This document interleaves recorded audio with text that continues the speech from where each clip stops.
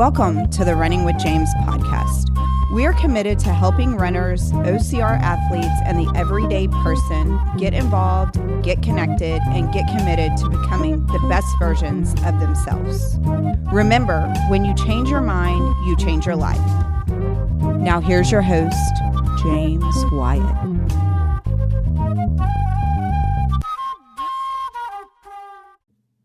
And welcome back to another edition of Running with James. My name is James Wyatt, and we have our co-host, as usual, Sleepy McSleeperton, a.k.a. Lauren. We got Lauren in the house, everybody. Woo. Everybody give it up for Lauren. High energy in the house.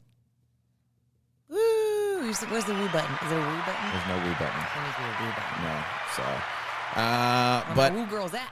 I didn't use the thing at all last week, and I feel like people were not as, I don't know, they didn't seem as excited as the week before. They really enjoy the... Do they? Who's the people? Everyone that I've talked to. And really? I've talked to a They lot said of people. they like the soundboard? They love the soundboard. Okay. They feel like every time I've touched it, it's been like perfect. I have to take your word for it because people don't tell me these things. So I have to take your word for it. I don't know. I mean, do you talk to people that listen to the podcast? I don't go out asking people for it. For information, I mean, I think I asked like the same 2 or 3 people if they liked an episode. I mean, don't you want to get the pulse of the people to see if what you're putting out is a good product? This is usually how I talk to people when I ask them about the podcast. Like, hey, did you get a chance to listen to the episode? How did you feel about the flow? Was the content informative? I ask like those questions. Mm-hmm. And like, how was the banter? Was it witty? Was it annoying? Should we do less of it? Was it too long? Or like about the podcast length and all that. Mm-hmm. So I'm always asking those questions. I don't think to ask, what do you think about that soundboard? So what you're saying is your questions are more important than the ones that you feel like I'm asking? That's not something I think to ask. No. Because I also don't get to press the soundboards. No, you don't. You couldn't handle that responsibility. So then I don't think about it. Yeah, I understand. That's not under my jurisdiction. Yeah. Do you listen to the podcast? I do. Yeah? Mm-hmm. And what do you feel of the soundboard? That's fine. I mean, it's fine. I mean, I guess it's there.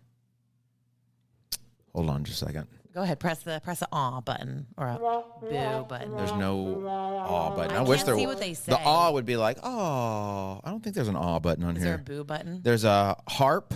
Harp. There's a scary. There's laughter. Wah wah. There's an intro, outro. What is an intro? Outro? I don't even know what that one is. There's applause, and then there's the rim shot. And then there's crickets.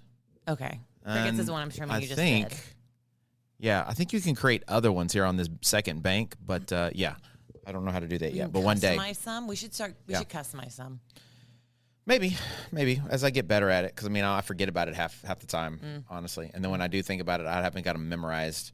So like, it takes like 5 seconds. But don't worry, during the edit, I make it flow seamlessly. I know you do. And you won't even know. Work into that. I hear you edit it. So, well, I mean, it doesn't make my life very easy that we're recording this thing and like turn it around so they get Literally this fresh content within 24 hours. So I liked it better when I had a week or more. We need to get our schedule back. Yeah. Well, it's been a busy few months, a lot going on. So, you know, the team has changed. The dynamic of the team has changed a little bit. You know, we've changed the schedule, right? We've had to learn some stuff. Plus, you know, been busy with racing and gymming and all that other crap. I mean, stuff. I'm not sure why I said crap. Don't bother me, so. No, you do have a foul mouth. I do have a sailor's mouth. You do have a foul mouth. So hey, I've made a real effort to be better. Okay. When I say biscuits, when I would like to say so many other things. See, I don't understand, like... Biscuits! Like, why... Like, what's the necessity of, like, why do you need to cuss? Like, not you in general, just, like, people in general. I know, I mean, I can't speak to other people. For me, it's just, like... When something's like really, really hard or really, really frustrating, sometimes you just need to say something that like just feels like it just gets out that emotion. Yeah, but but it doesn't actually work. You don't, or you do. It kind of does. Okay. It kind of does for me. Like if I can say something, it just kind of like it kind of. Perfect example. I believe it was last week when we were doing our workout, and like I guess it was a hard part of the workout, and you dropped an F-bomb. Oh yeah, no, that's probably true. You didn't. I don't think you didn't change the way you sounded. You didn't change anything about nothing changed. Like you weren't whining less. It just you weren't being less dramatic. The only difference was now you're cussing. I just got to get it out. That's what I'm saying. It's just like it literally meant nothing. It meant something to me. I just had to get it out. And it just offended offended me. I didn't even think you heard it. Yeah, I heard it. You said it loud. Did I? Yeah. Oh, I thought you were like, blah! I wish there was a bleeping sound so I could have bleeped myself out. I but don't there's think not. I remember saying it. I thought I said it like. But see, that's the challenge. Pretty. It's so it's such a part of you. You don't even know you're saying it. There it just was. comes out of you. I mean, I really didn't. I didn't cuss for the longest time up until like I was in like. I don't think I started really cussing until I was like in my early 20s. Yeah. And then suddenly I was like, you know what? Yeah. I don't know. I just don't see. I mean, even when maybe I wasn't doing everything the way I probably should have, I still didn't cuss. It just, I don't know. Like there was someone who, a very well-known like individual who was just talking about how like foul language was like I forgot exactly. Maybe I shouldn't quote him because I'm going to quote it incorrectly, but it was something to the extent of like, it was the tool of the weak mind or something like that. So it's funny because I've read other research that says that like people who cuss research. Like there's studies on it. Oh yeah, there's studies on cussing. I mean, I can't like sit here, but I've read a couple, and I'm not going to sit here and like give straight fact, but I've read a couple things that say like when you cuss, it's like a sign of a higher IQ. I don't know how true that is. I would love. That's fine. I would love to see that freaking data points. That sounds like one of those. I'll send you the things I found. That sounds like one of those studies that people do to justify the things they do. It's like saying, it's like people are like, don't eat fruit because fruit's going to make you fat. I mean, I'll send you what I found. But Please I'm send it to me. not sitting here saying that I know, but I'm saying I read it. I also don't care. I also could care less either way. You're telling me that when you read that, you weren't like, yeah, that's right. I don't think I had any different emotions because it didn't change how I felt about it. I still do it. So I don't think I felt one way or another. So if you read one that said that people who swear have a have a smaller IQ, you would probably just keep cussing and be like, I would, because it's a stupid thing. It's not like I do something. It's not like I'm doing it because of how other people perceive it. I do it because, like I said, when I say it, if it's depending on the moment, it makes me feel like I'm getting my emotions out specifically.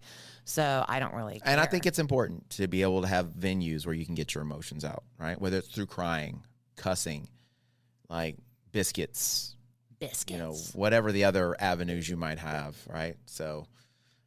It's always just baffled me a little bit just because most of the words too, I don't think people even know where they come from. They don't even understand like ship high in transit, right? Obviously, that's an acronym, right? And I just figured that one out. As you were saying, I'm like, what? Yeah. And then so that was literally like on ships because they would like take fertilizer and they would like ship it in ships, but because of the fertilizer would have the methane or whatever, it was very volatile and it could explode. Sure. So they would mark on there ship high in transit so that it could be higher up so that it could air out the ship so it wouldn't explode the ship, and it was an acronym SHI, right? You know what? That makes me like the word better. Yeah, of course it does. More now. Of course it does, but because there's history behind it.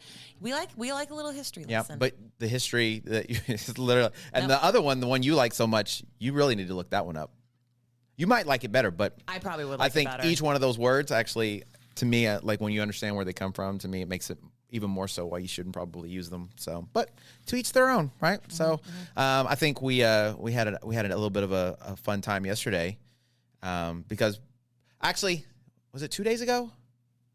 2 or 3 days ago, I posted something on the group, kind of tongue in cheek, right? But it was somebody who was posting. It was like a video about it was the new. Well, it wasn't on. It was like it was like a lady talking about how you referring to that. A lot of companies like On and Adidas and whoever. The new campaign. Right. They're coming up with these campaigns about, the soft runner or the soft fitness person, right? Because fitness has become more work and people aren't enjoying it because it feels like work and stuff like that. And so I kind of put a tongue in cheek post on the little group, and of all the people I knew, as soon as I posted, I was like, I shouldn't have posted that because Lauren's going to respond. I think it was not up there long before. Boop. Everybody else is like loving it, thumbs up in it. I wouldn't say everybody's loving it. I think like 2 hearts out of like the group of 15 people. Oh, okay. Well, once again, this is a perfect example. You immediately wrote this long book about how you disagree with me, and I wasn't trying to be. I wasn't trying to disagree or be combative, because there was another person in the group who also kind of like hooked onto your wagon of like, even though your comment was supposed to be tongue in cheek, they kind of hooked onto your wagon and they were kind of like feeding into it a little bit. Yeah. So I wasn't trying to be combative. This is the problem with like texting. Anything that's not like an actual conversation is something can always be taken as very combative, or people are just trying to like start something or like fight. I was simply just trying to illuminate another possibility of the campaign. Yeah, I didn't take it as combative. I took it as like, if I say something, you're going to say the opposite. That's what I took it as. I mean, to me, it's not combative. It's just the yin and the yang. It's not yin and yang. It's our yin and yang. No, it's like, because like yesterday, was it yesterday? I don't know. I think it was yesterday. We were talking about, Flo had made mention about having mirrors in the gym. And I was like, where am I going to put a mirror? There's like literally no place to put a mirror. And so she had made a post about, and I was like, oh, this post was so good. Just think how good it would be if we had mirrors, right? So I just kind of like digging into the subject. Carl was like, bah! And so he mentioned it to you, and you're like, where are we going to put a mirror at in here? And then he told you that I said the exact same thing, and you're like, I got to retract that. Wait a second. Maybe we can put a mirror in here. So it's just like, if James says it, maybe we should find a different, I can never agree with James. I got to stay on brand for the people. They can't know that we can agree on things. Yeah, no, that bodes well. So people can know that we have agreements. No, it hurts my feelings quite a bit though. Does it really? It does. Wait, because does it really? Because you do so much to like make everybody feel welcome, and you do so much to like make everybody feel accepted and da da da da da. But not James.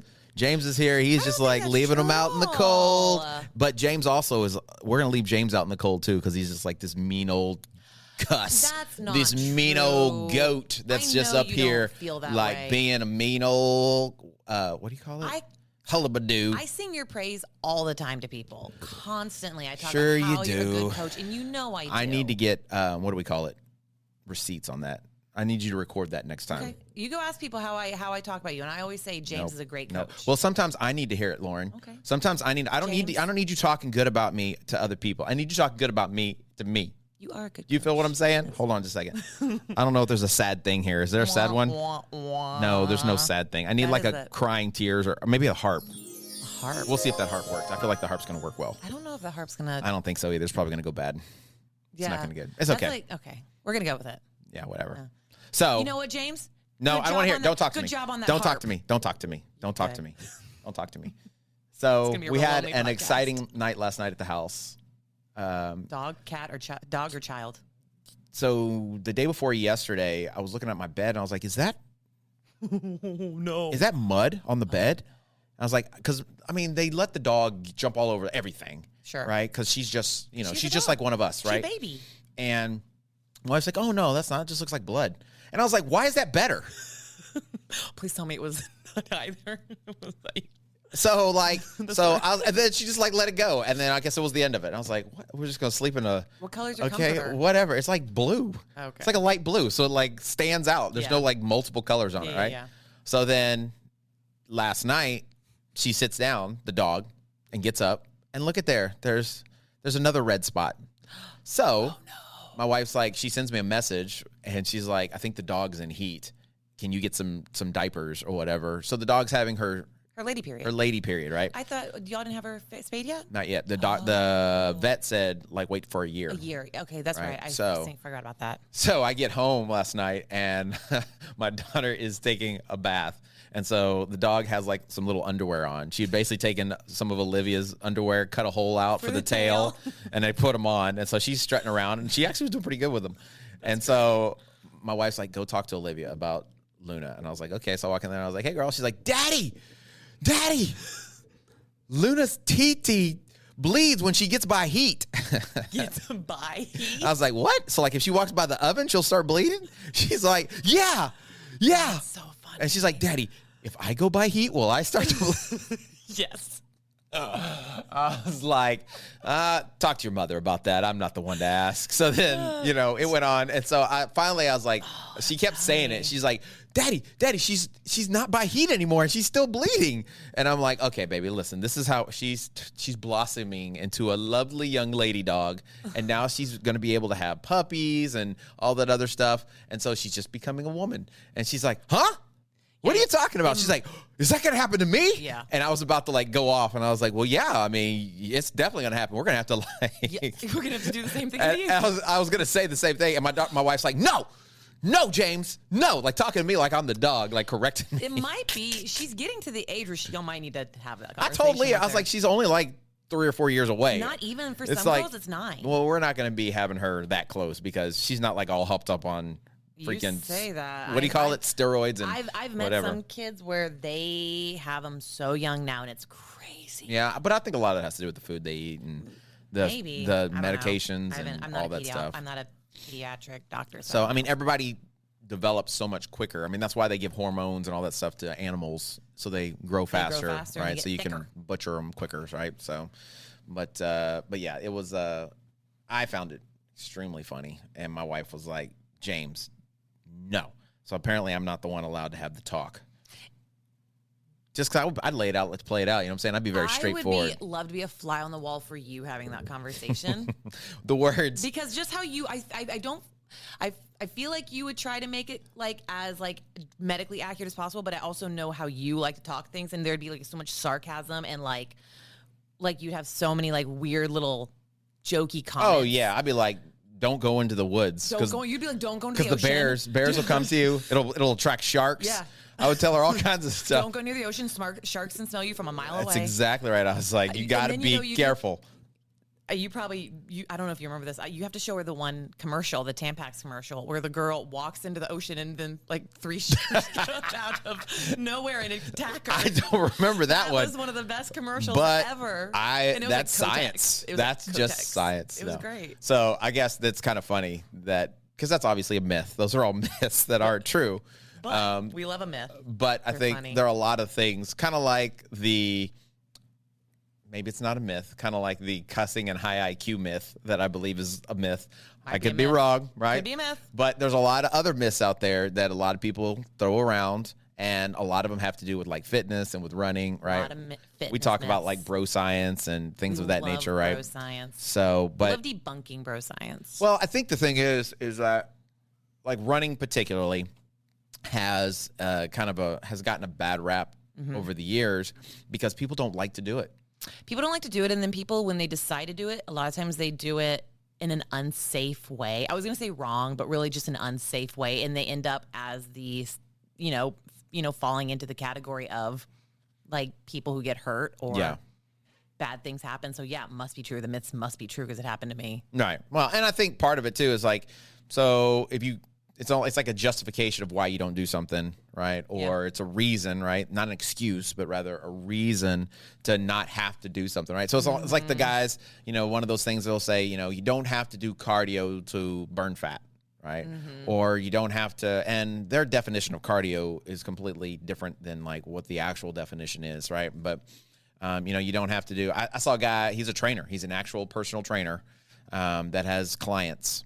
And he's like doing my cardio today, and he was outside running from basically, I don't know, probably about 20 yards. Okay. Like he was outside of the gym that he works at, and he was running the parking lot. So he like basically went from about 5 spots on one side to 5 spots on the other side. Oh, literally 5 parking. Like he was doing like horses, right? Or shuttle runs, right? Yeah. But he was like jogging it. So he jogged one side, jogged back, and then he'd take like a 10-second break.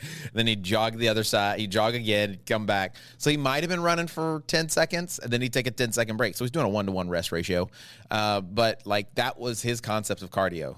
And he did it for, I think he did like 10 sets. So he might have been doing it for like maybe 5 minutes. So that is not even close to the definition of cardio, right? So, there's a lot of myths and misunderstandings, I think, that are out there. And so, today, that's what we're going to talk about. The myths. We're going to talk and debunk some of the myths about running and training. So, what would you say? Insert Mythbuster theme song. We don't have that kind of budget. We don't. Let's see what happens when I hit this. Bam. I don't either. It's red, and it says intro. We don't even know what intro is. I know. So that's what I'm saying. It's going to be tight when we listen to it. So, but probably the number one thing, and you've already actually even said it, the number one myth probably for running is it's going to... It's bad for you. It's going to hurt you. Yeah. I mean, all the time. Yeah. One of the biggest fears people have about running is that it's going to like destroy your knees, right? So like it's going to ruin your cartilage between your knees. It's going to destroy your ACL, your MCL, your patella, right? You're going to get I don't want splints. arthritis. I already got it. Yeah. Too late. So research actually shows that runners that have that consistently run actually have lower rates of knee arthritis than people who don't run. Did you know that? I did not know that, but that explains why I don't have it in my knees. It's in my wrists. Yeah. Well, maybe you should run on your hands. I should run on my hands. Yeah. So do those handstand walks. And the main reason is because running strengthens the muscles around the knee. It also improves like the joint health, and then it keeps the cartilage strong. So the key is just having, you mentioned it, kind of proper form, decent shoes, and progressive training. Well, and the thing about, as someone who has arthritis, the thing about arthritis is the more sedentary you are, like all the cartilage and everything gets harder. Right. You get all of, you lose all that mobility in your joints. So the running, again, as long as you're doing it safely, listening to your body, you're constantly keeping it moving. So you're not allowing that cartilage to get stiff and hard. Yeah. Well, and in addition to that, the more you move, which is kind of what you're saying, is the more blood circulation you have in your other body. The more blood circulation you have, the more oxygen that's making its way to all the muscle cells, the bone structures, and the cartilage, and the tendons, and the ligaments, which helps to promote healthier ligaments and tendons and muscles and joints and all that other stuff. So, it literally helps promote life. Well, in addition to that, when you run consistently, you also help increase your bone density. Yep. Right. So as we increase in age, two main things happen. You decrease bone density and you lose muscle mass. Yep. And so, we talk oftentimes, and I think this is probably one of those things that has been like maybe hot topic lately, is strength training for elderly people or people, over the age of 40. But running in itself is another great form to not just build bone density, but also muscular strength, because it is you're having to use your muscles to run, right? Yep. So it's not going to ruin your knees. And most of the time, if you're feeling some sort of knee pain, it's usually muscular. Yeah. It's not usually like a joint issue. It's not usually like you're, and sometimes, yes, people get sports injuries and hurt themselves and jack their knees up and have surgery and have knee replacement, stuff like that. But for the average person out there running, if your knee's bothering you, it probably has to do with something in your muscles. Yes. Did I ever tell you that I was on the track? I signed up for the track team in junior high. I was on it for a whole season. I was super excited to be on the track team in junior high. What did you run? They wanted to put me on hurdles, which we all quickly realized that was not a good option for me. So I wanted to do high jump. Okay. And then they wanted to put me on the 400, I think, because I was taller and everything. I was on the team for a whole 6 months, I think. And then on one of my doctor visits, my mother mentioned to them that I had joined this track team, and they basically didn't encourage her. They basically said, you need to get her off that team immediately. Why? So because of my arthritis, and this was back in the day, early 2000s at this point, they were so concerned about how me doing such a high impact sport was going to affect my joints. And I had so many issues growing up that they were so sure that me being on the track team was just a recipe for destroying my body and making things so much worse. So she pulled me off the track team per what they said. And I don't remember doing this, but she tells me to this day, she goes, I don't think I've seen you throw a bigger fit over something than when I had to pull you off the track team. She was you were so upset. And was it because you really liked it, or was it just because they were telling you couldn't do something that you felt like you could do? It was probably a little of both, because I was also a dancer, and I got pulled out of dance. I continued to dance, but I got pulled from recitals and from practices constantly, and I always felt like I wanted to do it, even though it did bother me, but I was also probably at my sickest when I was when I was a kid. So I think I was probably mad because they told me I couldn't, but also because I did want to be on it, because I thought it was something I could be good at. And I had a friend on it too, and I was like, I want to be with my friend. Sure, of course. But no, look at me now, people. Running like a gimpy gazelle. Why are you gimpy? I'm an awkward duck out there. Yeah. I do run kind of like an awkward duck, but that's more of bad, that's more just you muscular imbalances I'm working on. Yeah. It's not a result of arthritis. It's a result of me just being weird. I wouldn't say weird. Just you develop habits, right? And if you develop habits over an extended period of time, it takes time to adjust it, right? So, I've seen improvements in your form. I feel like I've definitely had improvements. For sure. You still kind of do that little The leg walk. The little duck thing with your foot. I still do the leg, right? The duck thing. So that's something that like, I just don't know if I'm ever going to get past it because I can't tell when I'm doing it. Yeah, no, for sure. I mean, there's things hard. I know that I do that I don't feel like I'm doing them, right? When I look at like photos or videos, you know, of like specifically my upper body, I don't feel like I'm like running really like with my elbows all out wide and crossing my arms like I'm a munchkin from like the Wizard of Oz, but that's exactly what I look like in the freaking video. I'm like, we represent, and I'm just swinging them back and forth. Lollipop gilding it all around. Exactly. So, but yeah, I think that's exactly right. And you know what? So doctors, I think their ultimate goal is to keep you alive. For sure. Keep you well. Yeah, keep you alive. And I don't know if that necessarily their goal is to keep you well. I think their goal is to just keep you like heading a certain, like moving and like limiting the odds of you ending up like as an invalid or like croaking or right. And so they're more apt to be more on the safer side. Agreed. Than allow you, even though it may end up being better for you. Yeah. In the long run, they don't want to take the chance. For sure. On their end. Because they don't know. They don't know. And I was going to say, I don't hold any like negative feelings towards anybody who was on my team because I did have like a team. But I mean, I just know it was a different time. There was still a lot to learn about what was going on in my body. And it's still one of those things like they put a lot of research into and it affects different cases differently. Yeah. So like my case was not like another kid my age. So I don't hold any ill will towards anybody. It was just more one of those things where as I got older, had to be willing to learn myself about my own body. Yeah. Instead of just like saying, well, they said it. So this is my lot in life. Yeah. So are your knees ruined? No, my knees are great. Yeah? No, I haven't had an arthritic issue in my knees in like 10 years, 15 years. So, and you've been running the last 10 years at least, right? I've been running about 10 years, yeah. Look at that. So I mean, obviously it's not going to ruin your knees. I mean, I did have some knee issues when I first started running, and I thought, okay, I can't run because running ruins your knees. But for me, it was just like an IT band thing, right? And I just had to massage my hip and strengthen my glutes, and all of a sudden now, I can't even tell you the last time I had like an outside knee issue or something like that, right? So, you know, it'll be weird because like sometimes my Achilles might bother me, right? But it's usually the Achilles I didn't injure because I find myself, you know, I still favoring do it. that leg. Yeah. So, but I know what the reason is, and then I address it and it goes away. So, you know, I think there are a lot of things that people think or accuse running that will cause you injuries or that there will be injuries, but usually it's because you're just probably not doing it right. Yeah. And there's a lot of people I have spoken with who, you know, they mention wanting to do like, oh, I'd love to do this one day. I'd love to do a half marathon. And I ask them, have you ever considered like, you know, getting a coach? And they're like, well, no, I just can't run. I was like, oh, I always ask, like, do you have some sort of like underlying issue that you're worried about? They say, no, I just have this pain and I just know I can't. It's not good for me. And I was like, have you ever had your form checked? No. You might want to have your form checked. You could have a problem there that could be very easily fixed with a little work. Yeah. Well, I think people just probably, like you said, it's easier to make an excuse or have like an excuse like that and sit into it. Yeah. So, and you really could miss out on something you may actually enjoy doing, for sure, right? Eventually. So I think that's a big one, right? Number two, I feel like one that is huge for people who are trying to run or think that to get, you know, to be good at running, if you're going to get better, you got to train hard and max effort at every workout.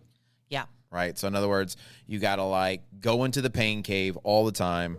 And if you're not sweating and hurting, it's not doing anything. Right. Right. Basically, so I mean, when I was in high school on the cross country team, we went out, every cross country practice was basically an attempt at a PR. It was like, okay, guys, here's what we're doing today. We're PRing. All right. Thanks, coach. Next day. All right, coach, what are we doing today? Well, guys, we're going to try something new. We're getting PRs. It's like, we're going hard. We're going to be the best there are out there. Was there any repercussions if you did not PR in a day? Not necessarily. Okay. I mean, it's just like you're running hard. We would get, you know, like lectured or like yelled at or something like that. Or like, all right, everybody's going to run more tomorrow or something like that, right? So that would make sense, penalty right? laps. Yeah. So, or, hey, go home. You got to do homework. So like, you know, it's kind of like, it's almost like that 80s montage concept where like you've got, actually, have you ever watched Cobra Kai at all? The Netflix show? Oh, the Netflix? No, I have not. No. I'm sorry. So they just I know what it's about. finished the series And I knew this was going to happen because it was like, it wasn't making any sense. Why would you name a show Cobra Kai and then like Cobra Kai doesn't like end up winning in the end type situation? So, but they had like this, they're doing this tournament, and the tournament is like a 3-day tournament or something like that. And so they make the finals. Well, the finals is the next day. So they fought today. Tomorrow is the finals. So then they go home and they go to the gym to train. Right. So they have a training montage over the next like 24 hours before they go to the final fight. You know, they're doing push-ups. We all know that's how you prepare for a They're breaking boards, right? So they're going super hard after they just did a hard thing to go back and do something hard again, right? So it's like that 80s like montage. I need a montage. And that's how you that's kind of how you get in the best shape of your life. So everyone knows you got to go real hard to get ready to go hard.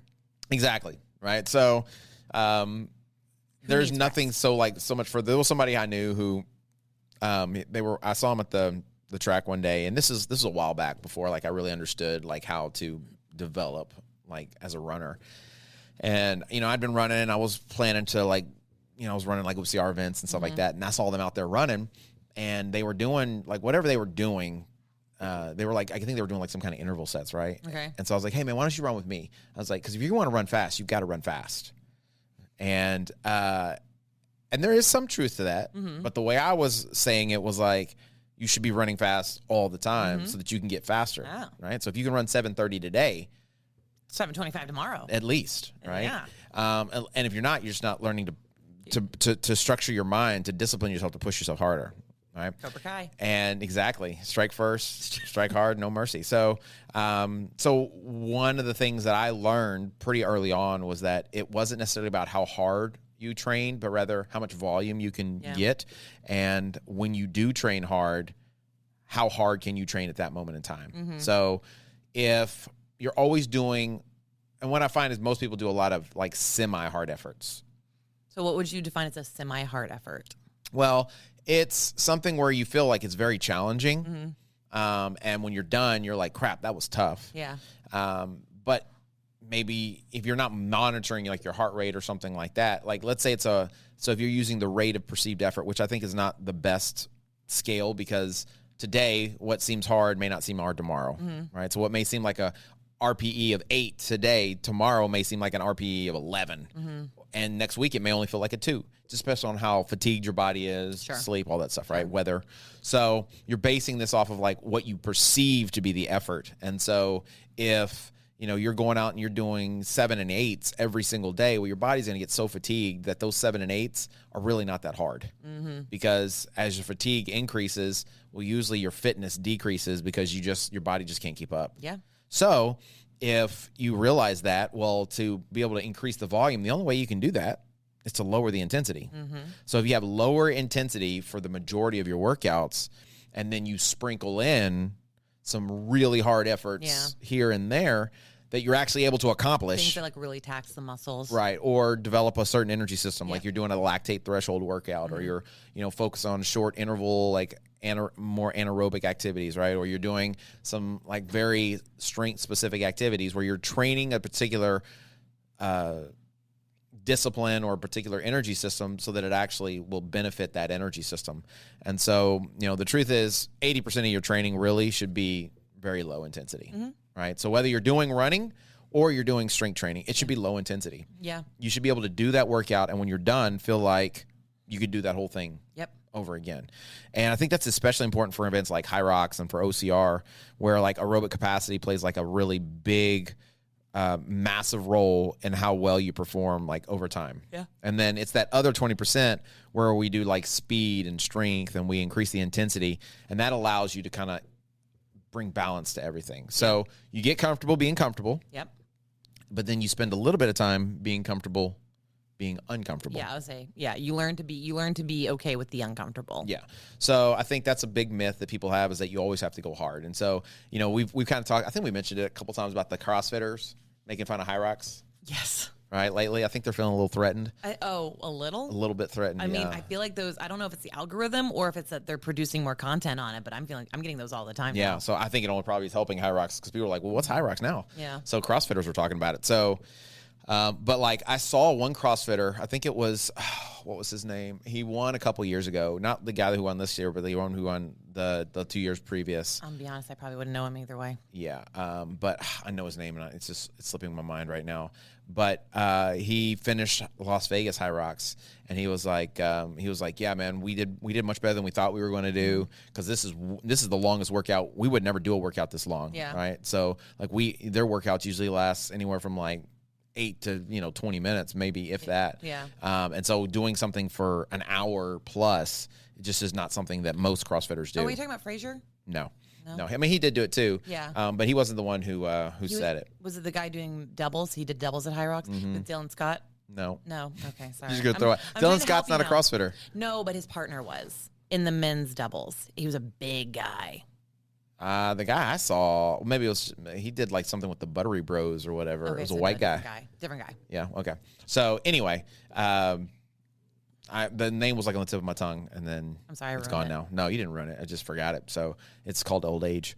So, but I think understanding that training hard is probably training too hard too often is probably the number one thing you can do to limit your fitness. Yeah. And not get any better. I definitely, when I first started coming back to BC like several years ago, I definitely was on the go hard train. I think it was also very excited. Like I know a lot of people, it's not that they, I think, one, necessarily go hard, but they get so amped and excited by the environment they're in, especially like the Hyrox environment. Like everyone's doing gym events or workouts or sims or something, or local competitions, that when people get in, they're like, oh, I want to do it all because like that's going to help me get better. So I think there's like this excitement in it. And if I keep, the more of these I do, surely it will help me get better. Yeah.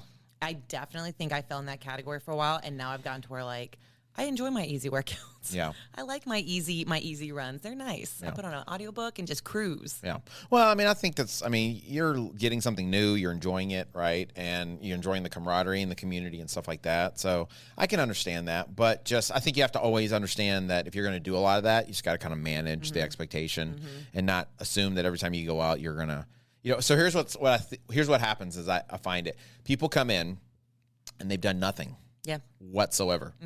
And they start doing these workouts and these events. And every time they go, they get better. They do get better. Because over the first 6 months of their training, what happens is they're training and they're doing all this new stuff that they've never done. And then they lose weight, right? Yep. And so, they automatically get better just because they're going from zero to something. You're starting from a pretty, not to say a low platform, but you're starting from zero. You're starting from zero, You're starting from the ground. You're starting from the couch. And so they're like, oh, yeah, what I'm doing is working. Well, yeah, it's working compared to what you were doing before. Exactly. But it's probably not going to be the best thing because you're going to be injured. And, they're always like, oh, yeah, I got to take a break. I got to take a week. My shoulder's hurting me, or, my hip or my knee or something like that. And it's just because you're overtraining, or you're racing too much. You're doing too much. And so, I have a couple people that I coach, and I feel like we can't really build the way we should, because every week they have a race. I was just going to say, I manage the social media account for BC. And so if we do Medal Monday or shout outs or anything, I post about them. So there's a couple athletes that you train that I'm constantly posting about something they do. I'm like, this person, didn't they just race last weekend? They probably did. Before that. Yeah. And it's not like they're doing like a DECA. They're usually doing at least a something. 10K. They're doing like a 10K, a half marathon, and then a DECA. Yeah. Or they're doing like a DECA Fit or a Deadly Dozen, whatever that new race is, right? So they're doing all these things, and they're but my main race is gonna be Hyrox. I'm like, but Hyrox is 2 weeks away. What? Why are we doing these first? What the heck, man? And then we haven't been able to build the mileage up the way we really want to perform at max effort, but they're still getting better. Yeah. But it's because they could be getting better in bigger, you could see so much more growth if you would just tone it down and let your body actually recover between sessions. Right. So, but some of that's just learned. They got to kind of go through it. So I had to talk a couple girls off the ledge today. I saw them, a couple of Carlos had some clients in, and they were talking about the possibility of going to do a sim this weekend. And I said, Hyrox is 2 weeks out. You're not gaining anything from that. Why are you going to do a sim? Just chill. Yeah. I don't know. I think you've been training for so long. You want to get a concept. Okay, what am I capable of doing? Yes. And I'm just like, you're going to get it doesn't help. It's not going to help you. If anything, because if you don't do well at the sim, you're just going to start doubting yourself. Yeah. You literally just chill. Yeah. I mean, at this point, we're so close to the race now. The best thing you can do is just make sure you're healthy and rested. Yep. Get a massage. Work on your efficiency. Work on like your overall like game plan and your race plan, and then go out and execute that rather than like trying to get that last minute fitness, because whatever you do now isn't going to pay off for a couple more weeks. It's just going to beat you up. Yeah. So another one that I think is a big thing for runners specifically is that lifting weights or gaining weight will make you slow. Right? Yes. They can't hear you shake your head. They can't, guys, y'all can't hear it, but there's so much dramatic head shaking. Yeah. Here. I mean, a lot of runners avoid strength training because they think it's going to bulk them up or like slow them down. Yeah. But the truth is, lifting actually makes you faster and more efficient and more resilient. I had a guy, so I was, one of my athletes was, and this was kind of during the pandemic, and they were going to do a race, but it had gotten like, not canceled, but they made it virtual. Oh, okay. And so she was trying to like get a PR. Okay. And so like what I did is I organized this little group of us to go. We went to the Woodlands, and we were going to run what the course was supposed to be. Yeah. Right? Oh, yeah. I remember this. And so I was going to pace her and help her get her PR, right? Work with her. And so there was somebody that ran with us too. And so we took off at the, we did our warm up and everything. And then we're like, all right, let's go. So we took off and we're running the pace, and somebody was running behind me, and and it was hot, so I had my shirt off. Yep. And he's like, man, dude, your back is really muscly. He's like, and we're running, right? We're running the pace, right? And he's like, man, if you lost some of that muscle, you could be so fast, right? And so, like, I mean, it didn't hurt my feelings, but I just thought to myself, I was like, what? I just think that's such a rude thing to say to somebody. Well, I mean, I think they're a runner. They've been a runner for their whole life. They ran in like college and high school, and they're coming from this school of thought that if like you're going to be a fast long distance runner, you got to be small and you don't want to be too heavy because the more weight, and it makes logical sense. The more weight you have, the more weight you have to carry. Sure. Right? I mean, I get it from that point of view, kind of. But I mean, technically, it has more to do with like your strength to weight ratio. Like, how can you move with the weight that you have? I mean, how many guys do we know? How many people do we know that weigh as much as I do or more? I mean, a lot of the Hyrox guys will be in the 200-pound range plus, and they can deadlift like 400 or 500 pounds and run a 5-minute mile or a sub 5-minute mile. I mean, Hunter's a big guy and he's fast. Yeah. So, I mean, lifting makes you stronger. I mean, yes, the bulkier you are, the different type of muscle structure you have can limit you, but you're going to be good at whatever you train for. Yep. If you do specificity training, you're going to be good at that. But lifting really helps to, I think, accentuate your ability to run, but it also helps to limit injuries, right? So we talk about how most injuries come from muscular imbalance or from some sort of overuse. So if you have a muscular imbalance and you do strength training to overcome it, then you've just limited your risk of injury. Yeah. On top of that, now you have more muscle. If you develop your glutes, and we always talk about how we want to make sure we're engaging our glutes while we run. I always used to think that because a lot of runners that I used to see, especially like marathoners or half marathoners, the long distance people, they're really little bitty. They're super tiny. Teeny weeny. The wind blows them. And they suffer from a little thing we call nositol, right? So their butts are like non-existent. Nositol? Do you not get it? I'm trying to. Keep going. I'm trying to see if I can catch on. No butt at all? Nositol? Just keep saying it in your mind over and over again. Oh, no. Okay. I feel like we could say that word better, guys. Wow. Well, I'm trying not to cuss, Lauren, because I don't believe in cussing like you do. I mean, I feel like you say Nasitol. No, nositol. Okay, I got it. I got it now. I'm on the same. I don't know if they're on the same page, but I'm on the same. Oh, they page. got it as soon as I said it. Okay. Either way, or they suffer from concave butt, right? Concave butt. It's like a reverse butt. You know what I'm saying? So it's like it just goes straight to crack. So it's just hip to crack, hip to leg, right? So, but I would watch these videos, or I would read like something in a runner's magazine or something about how to engage your glutes when you're running. Okay. And the way they would talk about it always just made it seem like it was a mental thing. Like you had to learn how to mentally do it. And so there were certain exercises you would do to kind of create the neurological pathway to get your body to do that. Okay, makes sense. But really what you need to do is strengthen the glute, because if you're it can perform running more efficiently, you can actually like utilize it, because it's one of, even if you don't really have much of one, it's one of the largest muscle groups you have in your body. It is one of your largest muscle groups. So what ends up happening is when you do strength build, it helps build power, it improves your running economy, and like I said, it helps prevent injury. And if you're going to be doing OCR or Hyrox, you definitely need to be doing strength training. I was going to say, I think also for some, like kind of like going off that guy's comment to you, to some degree, and we've talked about this before, it also comes down to like what your primary goals are. If you have no interest in doing like something like Hyrox, which, does require you to do a little more on the strength side, you should still do some weight training just so you can build up that muscular structure to be able to carry out the movements efficiently and drive your knees, pick up your legs and all that. But you don't have to put as much work into doing like wall balls or heavy sled pushes. But if you're doing something and you want to be like a hybrid athlete or a functional fitness athlete and you want to be able to do a little of all of it, you're going to need to put that effort into both of them. Yeah. So you always say all the time, like whatever your primary goal is kind of what your primary focus is. Yeah, exactly. Right. So if you're trying to be a better runner, you need to run. Running is your main focus, but that does not mean you negate you don't avoid doing strength training. No, for sure. You just can run specific strength movements. Yeah. You don't have to push a sled. Another myth I feel like that I've heard from people, or actually a lot of runners do, is that you don't need to warm up before you go run, because the run is the warm up. Yeah. I feel like that's an older myth, but I have heard a couple of people still say it from time to time, but I feel like we're starting to finally get people to move past that one. Well, like I think there was someone I met with the other day, and we were talking about it, and it seemed like they were doing a lot of the right things. Like their heart rate was low enough. They were doing a lot of riding, and they do strength training to an extent, right? And so I was looking at some of the runs, and the runs, for the most part, their heart rate was good. But every single run, I looked at it, every run, the first like probably 5 to 10 minutes of their run, their heart rate was elevated, like super elevated. Like it would go up to like 150, 160, 180 in some cases. And then around 8 minutes in, 9 minutes in, it would start to go back down. Okay. And then it would basically level out. And so basically what they were doing is they were starting their activity without a warm-up. And that's what I asked, like, do you do any kind of warm-up? And they're like, well, I use some static stretches, do some leg swings, and then I go. And usually I start pretty, usually I'll take off running, and then right around, the first mile or so, I start to feel really loose and good. Okay. Why? Because they're warmed up. I would say their bodies had to work harder to acclimate to the activity. Exactly. So, I think understanding that warm-up, what a warm-up really is preparing your body for activity.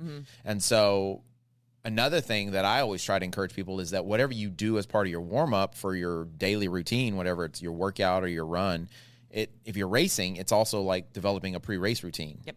Because a lot of people will show up to a race and they'll try to do something different on the day of the race to get started when they shouldn't be doing anything new on race day. Nope. Right? So they're coming in and they're like, oh, let me do some of these, or they're looking around at other people. I was just going to say they're looking at what the person next to them's doing, and they're like, I'm going to mimic. They start copying. I'm pretty sure this morning when I was doing my speed effort, I looked over to my right and I saw a lady doing what I was doing. She probably she probably looked at you and like, okay, he clearly knows what he's doing. Or maybe she was part of the run group. Okay. And I didn't know her. Maybe. Because it's dark a lot of times when we were running with them. This is true. Right? But I don't know. It looked real suspect. Or she knew you, or that she could have been from the group, knew you, and she's like, oh, he's going to see me. And if I don't do these, he's going to get on to me. That might have been it. Because she was doing moves that aren't like moves that I see anybody else do. And they were the way where they were like put together. Were they your moves? They looked they were all my moves. Okay. And those combinations. I've seen those moves like in different variations, but not in that sequence before. Okay. So I was about to get my copyright out and be like, hey, hit her with it. Yeah. So, but I think making sure that you warm up will also help prevent injury, but more than anything, it helps you perform better. Yeah. Helps you perform better and feel better when you start rather than halfway through your run or halfway through your workout. So I think that's one that is more of like people who are more active than people who aren't. Yeah. Because it's like, I don't need it. Probably comes from being younger and never warming up. I don't know. Did they do warm-ups and stuff? That I don't remember. Yeah. I'm sure we did something, but. What about like dance? Oh yeah. And dance we did. I mean, we usually did some sort of like loose warm-ups. We were kind of at that point, because it was a competitive team, we were all responsible for pretty much stretching. So they would basically say, okay, ladies, we got like 15 minutes. You need to start doing some type of warm-up. So we'd all kind of like pair up in groups and like just do something together. Yeah.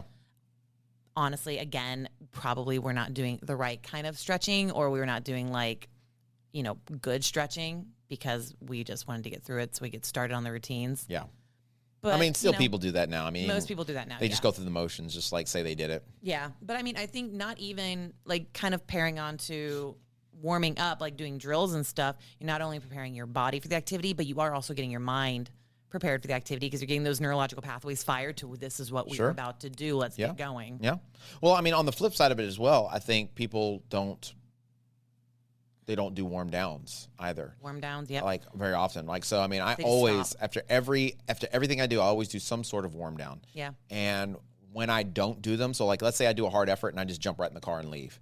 Usually later that day, the next day, I always feel stiffer. I'm more sore. But when I do my warm down, when I do whatever those protocols are, at the end of my workout, it's crazy. The rest of the day I feel better. The next day I don't feel as sore. Mm-hmm. And so that warm down, perfect example. When we did, I remember what Hyrox it was. I think it was, I want to say it was Houston because we did the men's relay. Mm-hmm. And so on the men's relay, you know, I think we raced in the morning. I did the men's doubles in the morning. Or no, I did the men's singles in the morning. And then we were going to do the men's relay it was like 5 o'clock or something like that. So it was like way later in the day. Yes. So I did the race. And then after the race, I watched everybody else race. Mm-hmm. We went and ate lunch, had a long day, came back. And then I was like, all right, now I got to start warming up for this race. Mm-hmm. And that was such a hard warm up. That sucked. It was such a hard warm-up. And I warmed up, and we did the race, and we did well and everything. I think we came in like second or something. And I was like, why did I not do a warm-down after my race? I just did this super hard effort. What the heck? I was like thinking to myself. It's probably just because It's definitely not the first thing you think of when you cross that finish line. Yeah, I mean, people are yelling at you. People are talking to you. I just want to die in a corner. Yeah, they're like, oh, you did so good. You know, you're getting all these, and you're not thinking about, okay, I need to finish what I started. I need to bring my body back down. Exactly. But then I think the next race, you know, did the same thing. I did the doubles instead of the singles. Maybe I might have done the singles again. But either way, I did a race in the morning, and then we were doing the relay in the afternoon. Mm-hmm. But as soon as my race was over, I went and jumped on the bike for like 10 minutes or so. And then that evening, when I went back to warm up, I felt it was weird. I did not feel as bad or as jacked up as I had felt earlier or the last time I had done it. So doing the warm down really gets that body circulating, and at that low intensity, it allows your body to flush out some of that lactate and waste, which is really where a lot of that soreness comes from. To me, that's almost more of a mental exercise than it is a physical, because like you're ready to be done. Everybody wants to be done. Yeah. Doing any kind of really hard effort and be like, okay, I got to go like jump on a bike or anything. I mean, could you walk? Like, would walking work, or would you need to do something more like a light jog or a bike? No, I think you need to do something that raises your heart rate enough in like your zone 2, zone 1, or zone 2, zone 3-ish, right? To really get that blood circulating. Okay. And you want, like, usually you do like a high cadence or something like that to promote the blood flow. Because, I mean, are you really going to go walking around for? Probably not. You're tired. You're probably going to go find a corner. You're going to go walk to sit down and eat, or, walk to just sit down the rest of the day. Yes. So, fair enough. If I think you're just very systematic about it, and you take like 5-10 minutes and just ride the bike, or, do a walk, I guess, on a treadmill or something like that, where it's just very focused. I mean, what workout do we do that we don't like run afterwards? Just a little bit to cool down. I mean, most of our workouts we end. Now, there's a lot of people that don't, right? Sunday, I feel like there's 4 of us that do a warm down, and everybody else is leaving. They're all just like chunking deuce and rolling out. And to that, y'all are usually the first ones to finish that workout. So everyone's like out there dying, and y'all are just like doing your cool down. I don't think that's actually true. I mean, because most people start before us so that we can kind of finish around the same time. No. So, all right. So the last one I feel like is one that we got to talk about. It's you can out-train a bad diet. And what I mean by that is you can exercise and eat whatever you want. So a lot of people, I see it all the time. I run to eat. I run so that I can eat this. I run for tacos. I run for cake. I run for donuts. I do whatever, And I know some groups that literally that's what they do. That's their MO. And I'm like, you're not really running far enough to justify what it is you're saying you're eating. I was like, 1 donut's fine, but if I see you scarfing like 5, I mean, I don't know. I mean, the average 3-mile run for most people, you might burn 300 calories. About, yeah. Right? How many calories do you think is in a donut? Close to 300 probably. I don't know. What is it? Like, I guess it depends on what kind of donut you're getting. Let's just say a general glazed. Well, I mean, I'm going to say 200. Are you Googling it? I am actually. I want to say it's like 400 or 500. For one glazed donut? I believe it is. I'm going to say 200. So a glazed donut has 250 calories. Close. A chocolate donut has 300 calories, and a donut with frosting has up to 400 calories.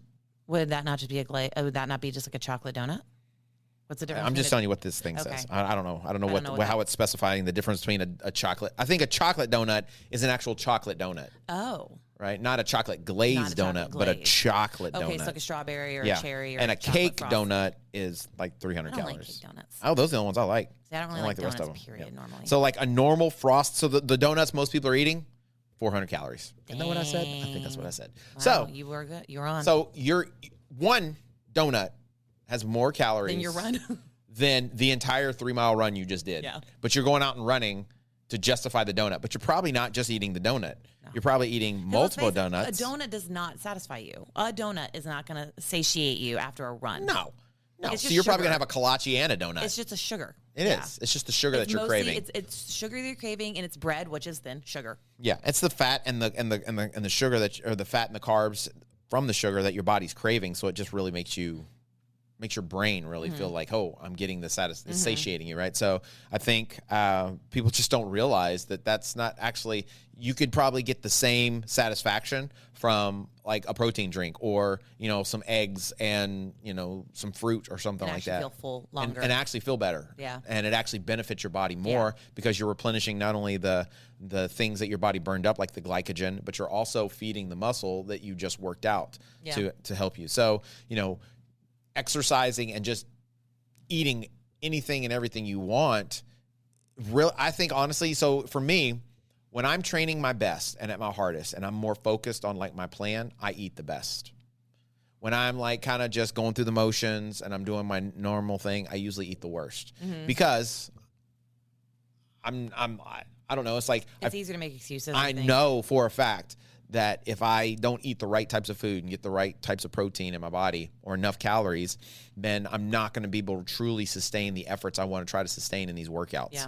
So it makes it a lot easier for me to keep myself accountable to make better decisions in like my eating. And when I'm, not necessarily training for something specific or I have a long time before another event, I kind of give myself a little bit of a reasoning or excuse to maybe not be as disciplined, right? And it's still, I say this and I'm sure people are thinking like, I'm eating cakes and freaking, I don't know. He doesn't like cake, people. He likes chocolate chip cookies. I do like chocolate chip cookies. That's my jam. I'm not somebody who will go around and tell people you should cut a lot of things out. Like I'm not for elimination diets usually, unless it's like you have some kind of medical thing and you need to figure out what's going on with your body. Just for the sake of like losing weight, I'm not really one for like cutting out a bunch of foods and like limiting yourself entirely from enjoying things. If you want to have a donut after an activity, have a donut, but I'm not saying go have a donut every single time. Like you might disagree with me on all this. I think you need to really pay attention to what actually helps your body perform to its best. That could be at a higher athletic level. That could just be on a daily level. Usually like even on your everyday level, like feeding your body a lot of sugar and high fat is not going to help it function at its very best.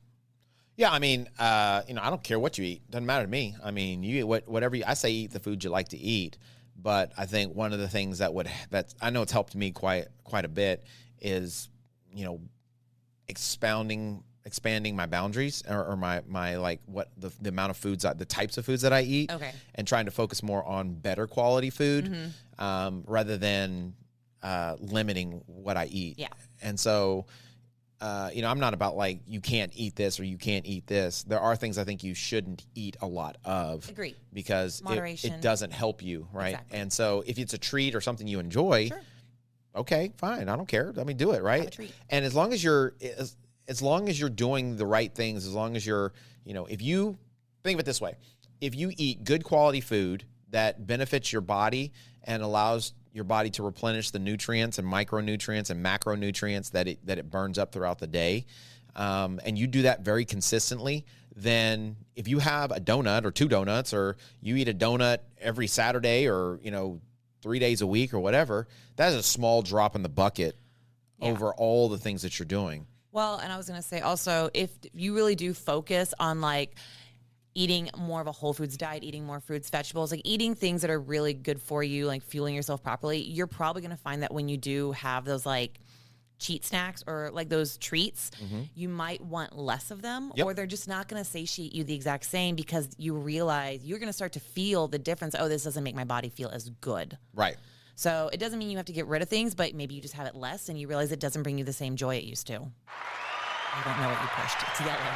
So, I think that's right. So, what ends up happening is when you eat good foods, your body wants good foods. Yeah, and when you eat foods that aren't good, I think did I tell you this the other day? Like I think we talked about it last week, right? Like I came home and my mom, oh my God. Your wife? My wife, had like ordered food for us. Maybe. And like usually, not usually, but like in a past life, I would have been like, oh, this is so good. But after I ate it, the burger. Yeah, I That's just was not a fan of it at all because the quality of the food just felt very like cheap and it's greasy. Like greasy and like full of like stuff that my body just doesn't want. Yeah. Whereas like I could have eaten something very similar to it that had better quality food and felt much more satisfied, much better, and probably enjoyed the taste better too. So, so I think that's the thing more than anything else is, getting the good quality stuff on a regular basis. It will help you control some of those cravings that you might have, but you might actually enjoy other things, So one of the things I actually, will do, and it's not really that hard to make, is because I love dessert. I really do. Sugar and I are friends, right? So I'll make out with some sugar. I don't think I won't. Me and sugar, we get down like that.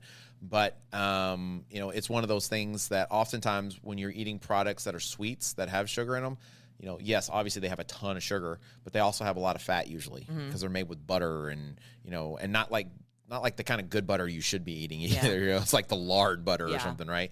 So like mostly oil butter. Yeah. So, but when we were doing like the Daniel fast, I would make like these apple crisps, right? Or I'd make like a mixed berry kind of crumble type thing. And I just made it with like fruit, honey, and like almonds or almond flour or something for like the crust and stuff. And they're really good. Yeah. But like it's crazy because you make those because it was very vegan friendly because of the requirements to do that fast. You're using like coconut oil or whatever. You're using almond flour, so it's like doesn't have a lot of gluten, right? So you don't feel as full or as like bloated and stuff, right? You're using I use like pears and like apples to make like this apple crumble.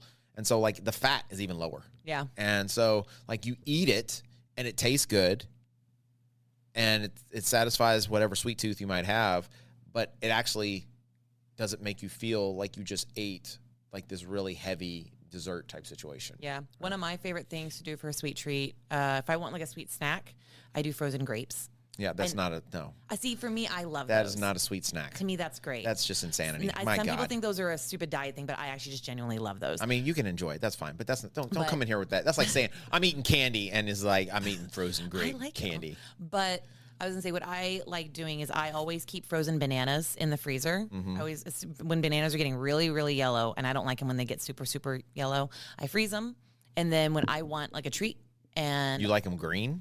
I like them when they're a little more astringent. Yeah, I'm weird like that. Yeah, that is weird. It is weird. I know. Yeah. I like them that way. So when they get like too yellow, I put them in the freezer. And then when I need a sweet treat, I take like usually just like one whole frozen banana, a little bit of coconut milk, and blend it up. And I might throw like some cocoa nibs in there, and I've got like a little ice cream substitute. Yeah. I love it. Yeah. Well, I mean, if you enjoy it, that does not sound good to me at all. You can throw a little peanut butter in there if you want. It's delightful. Yeah, that doesn't sound good at all. But hey. You're enjoying it. That's what matters. I like it. That's what matters. It'd be nice if you could put a little protein in it, though. I do. I've done that. I do. Okay. I actually do put some protein in it. And only just because I know how you are, how you and protein get down. I know. Y'all don't make out a lot. We don't make out a lot. Yeah, we're working on it. You're running away from protein, and they're doing protein's doing everything it can to come after you. It wants a relationship with you. It is. And I'm just like, you're swiping. I'm not ready. I'm not ready. Is it bad if it's left, or is that right? I don't do tender. I don't know. Mine's an X. You just X it. Okay, she's Xing protein, left and right. I'm keeping protein on on the red. There it is. She's keeping protein just there, just in case everything else falls through. Working really hard on this. Yeah. So, but I think that's probably to me one of the most hurtful myths that people go off of is the whole, eat whatever you can eat whatever you want. No. If you're running or training or whatever. I think it's because they see ultra runners like eating candy while they're running. I'm like, yeah, they're running 100 miles. Yeah. But still, even with that, like, when was the last time you saw an ultra runner you wanted to look like? I would say they are a lot of times. And I'm not saying that ultra runners don't look good. I'm just saying, like, usually it's a different breed. It's a different breed of person. It's a different breed, right? And so, and a lot of that has to do because they are doing such low intensity activities for such a long period of time. They are utilizing fat so much, right? So, I mean, I say their body's processing food differently, I think. Yeah, but I think that's the thing. I honestly think that ultra runners would look different and be different if they had a different diet.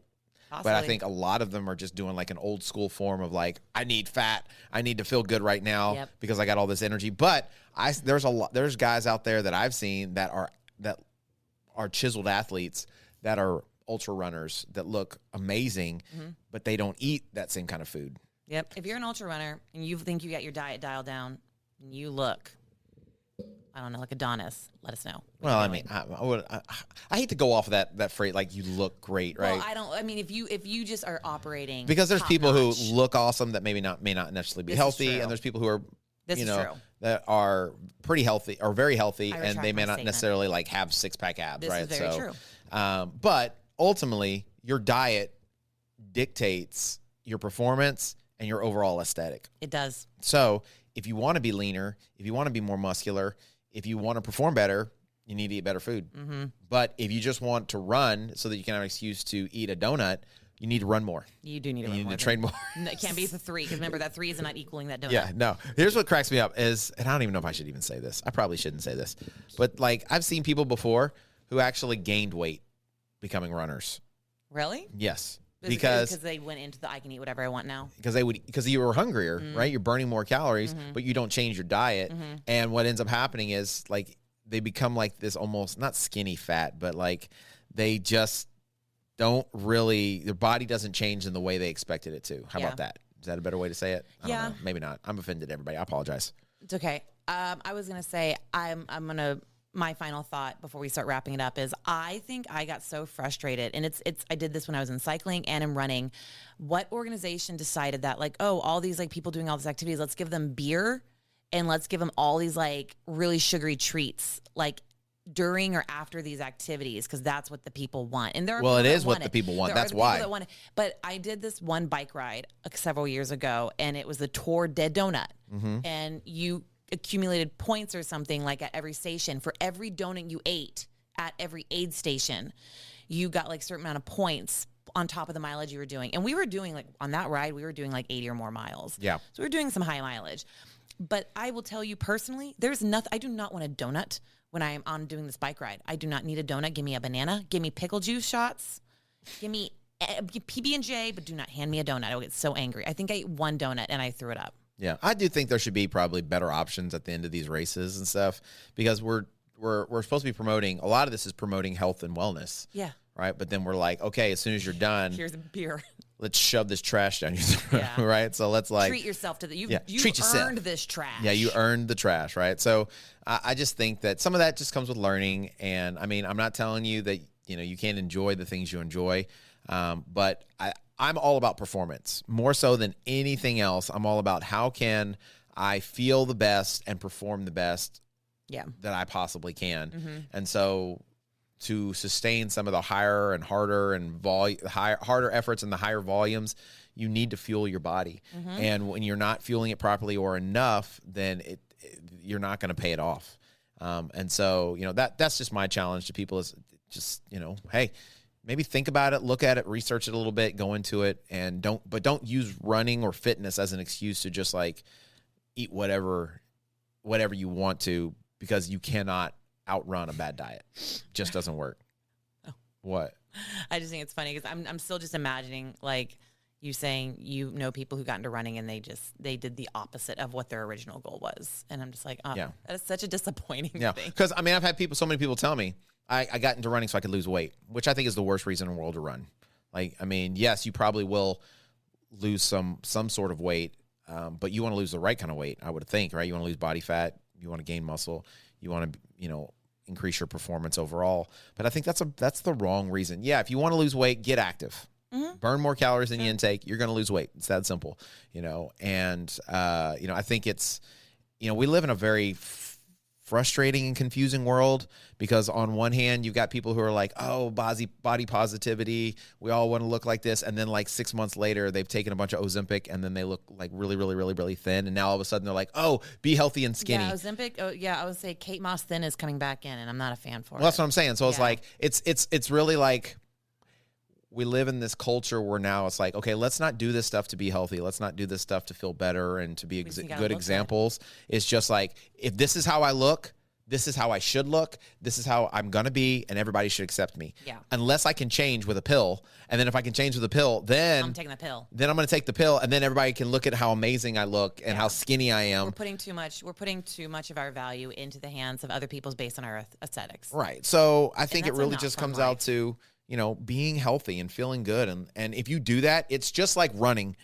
Like, it doesn't matter. I tell people all the time, it doesn't matter whether you land on your toe or your forefoot or your heel. What matters is where do you land in reference to your hips.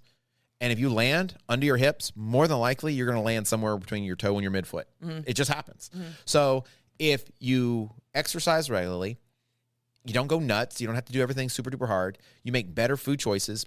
It's crazy. Your body will adapt. Yep. You're going to look different. You're going to feel different. Mm-hmm. And your confidence will definitely change as well.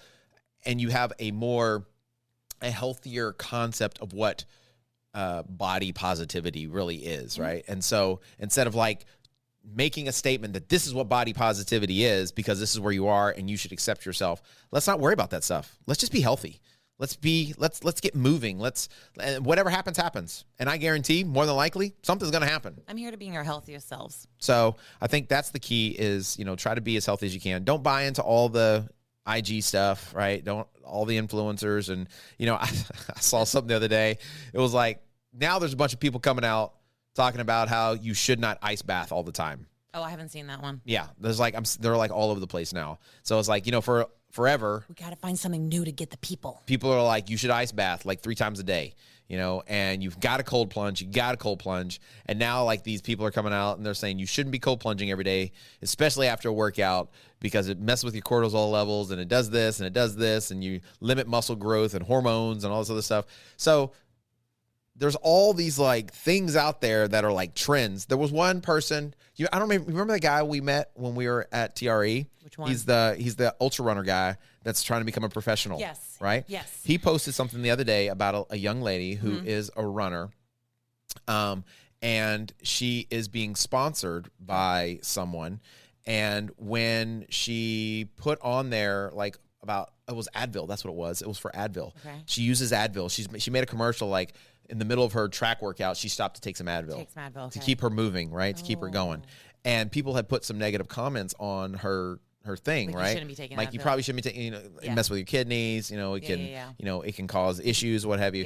Yeah. And so she deleted the comments. And then someone specifically asked her, why did you delete the negative comments? And they were like, well, I have a deal with such and such that I would delete the comments. So it's really out of my control because she's getting paid to do it. So, yeah. Right? Yeah. So it's not about you should use Advil because Advil's good for you. It's I'm getting paid to tell you to use Advil and I have a big following and I need you to take Advil so I can keep getting this money. Yeah. Yeah, I hope everyone really heard that because that is such a big part of like social media is like people are getting paid to push stuff on you. Right. Because my comment would be like, I never comment on people's stuff. No, I usually don't either. I usually don't. I give positive comments if I love a video, but I will never. I have to be extremely bothered by something, and even then, I'm still like, the algorithm to send it to me. I know if I comment, if I comment on it, good or bad, I know the algorithm's going to send me more of it. So I'm like, I don't want it. So I'm not even going to comment if I hate it. I just get away from it. But my comment would in my head be, if you're having to take Advil in your workout to keep going, I'd be concerned about like maybe how you're actually training. Yeah, you're probably not training right. You're probably not training right to need that. Yeah. Because I've never had to stop and take an Advil because my joints hurt. Yeah. So I mean, but that's just me. In the comment, I did not choose to leave. Yeah, no, for sure. So, but I just think, there's just there's too much of that stuff out there and it confuses people a lot. And people don't understand it. So they try stuff and it's easy information and, everybody's looking for the quick fix. I think people are looking for the quick fix. And I think one thing that really happens on social media, because social media is there to provide information to an extent, but also people are to some extent connecting. And so even if it's like an influencer or someone we're following, we feel like we're making a connection, or like we're finding somebody whose brand or whose aesthetic we really want to emulate, and maybe we want to like live up to. If someone's like really fitness, and for example. So if you're following somebody and you're like, oh, well, I love everything they do, they always seem like they have it together, and then that one individual promotes something that might not actually be in your best interest, you're probably still going to buy into it because, well, they promoted it, so they must, it must be good. Right. And because some people have scruples about that and some people don't. I had someone reach out to me actually this week, and they were like, hey, we want to send you this product to test it out. We just want you to put a link on your website and then promote it on the podcast. And I was like, well, you can send it to me and I'll try it out. Yeah. And if I like it, then yes, I'll do that. Absolutely. And they were like, well, we always ask because a lot of times we'll send stuff to people and, then they won't do what they said they were going to do. Because if your product's not good. Yeah. And I was like, well, I get that, but I'm not putting anything and I'm not promoting anything that I don't either use or would want other people to use because and they were like, well, we can also pay you this, that, and whatever. And I was like, hey, if you want to pay me, pay me. I'll take that money. But I am not going to promote a product that I would not use and that I don't feel comfortable with, right? And so until I've actually used it. And so, she responded 2 or 3 more times, trying to get me to do this thing. And she was trying to hard close me. And I'm like, no, it's not going to happen. Yep. So, for me, I take it very seriously that I don't give people workouts. I don't give people, suggestions for nutrition or for training or anything else that I personally would not do. I'm not going to tell you to try a pair of shoes I wouldn't try because I want to make sure that, there's integrity in the things that I say and that I can be trusted and then people can look to me for good advice. And so, not everybody's going to be like that, right? And you can't always necessarily trust that. So you have to be cautious. You have to be wise. You have to kind of look at the whole of whatever the information is that's coming from people and just don't be so quick to jump on a bandwagon necessarily. Agreed. Usually you just want to tried and true actually usually pays off much better than, new and shiny. So, but I mean, a lot of the stuff is just, I guess, living and learning and understanding it. And I mean, that's how I've had to learn some of it. So, but I think the key is going to come to, guys, whether you're trying to run for the first time, whether you're, maybe going to try Hyrox for the first time, whatever it's going to be, maybe rethink some of these myths and understand that your knees are not going to probably go out. They're not going to fall off. That you probably shouldn't be eating 5 donuts after your workout. And more than likely, if you are wearing 5-finger toes shoes all the time, your Achilles and calves are going to hurt because you're not used to wearing it, right? So wean your way into it. So, but all this stuff I think is stuff that can help you be more successful if you realize that none of this stuff really is true.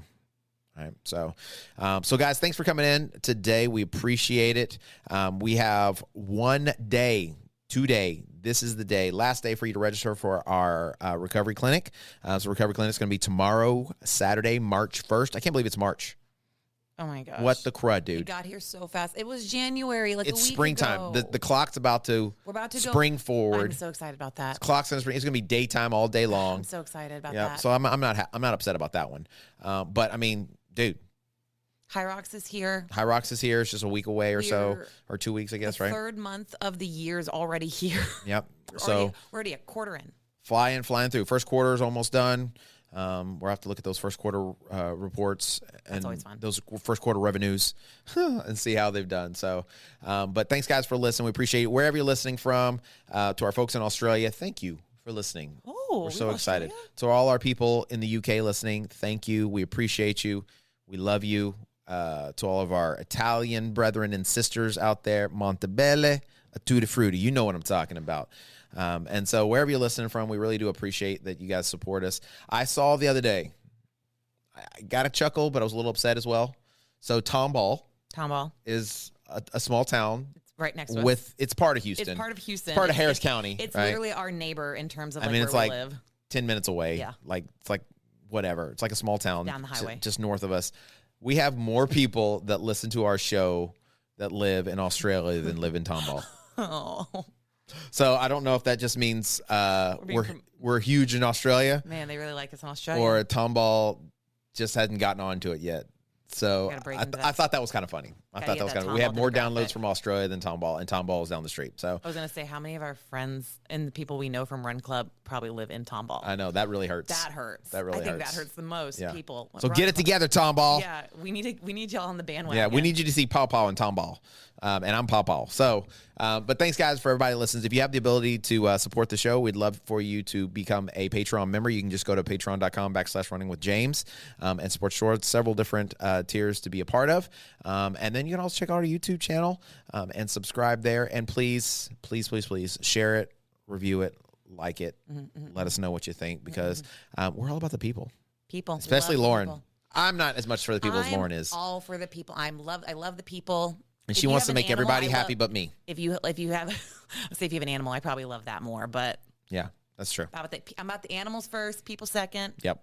And guys, if you got a puppy in the house and it's a girl, make sure you just keep them away from heat. Keep them from the heat. Keep them from the heat, okay? Put the underwear on it. Don't let the heat is on. All right, guys, we appreciate you coming in. Remember, as always, if you can change your mind, you can change your life. Bye. Change your mind, change your life.